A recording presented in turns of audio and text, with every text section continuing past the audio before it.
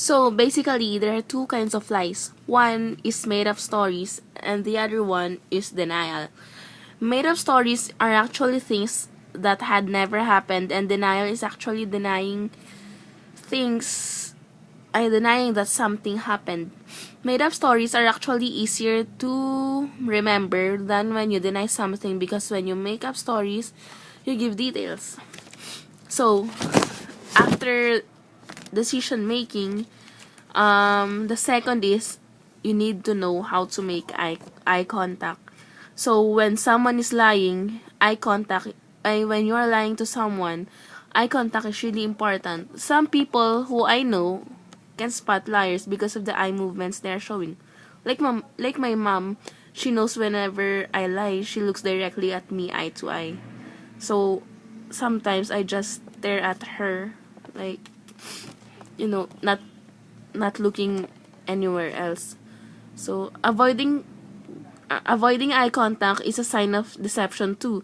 So you need to look directly at the eyes of the person you are lying to. So don't look anywhere else, just relax and don't stare too much at the person.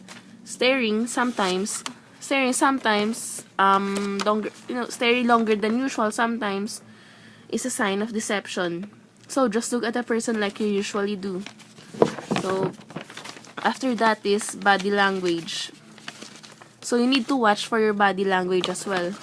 Body language hones a big part when you are lying to someone. This is usually the reason why you end up getting caught lying. Most people when lying are nervous, but some are quite natural when lying. You just need to relax. So there are many signs when someone is lying: changing hand positions, crossing of arms, leaning away, gazing, gazing down, standing stiff, fidgeting, or nanginginig, touching or covering one's mouth, lip biting, and difficult speaking, and etc. So these are the things you need to avoid doing. So you need to keep your hands under control too. Don't laugh and chuckle a lot. Just keep calm and collected, and you will not get caught. And also, match your gesture and expression to the statement you are making. Because when you make a statement and your expression is different, then that's obvious that you are lying.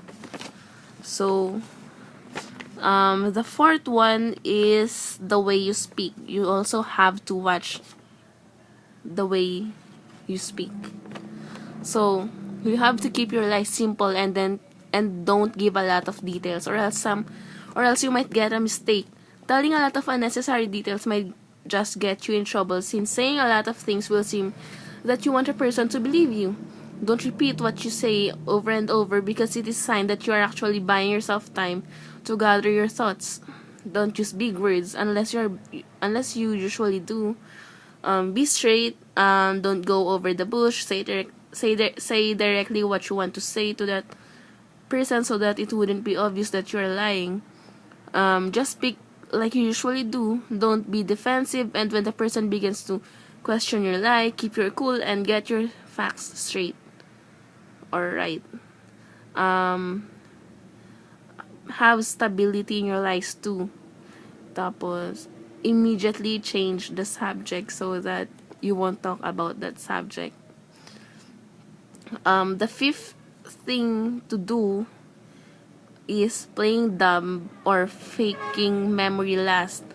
Memory loss when you are talking about that subject again. So never admit doing it and look really confused.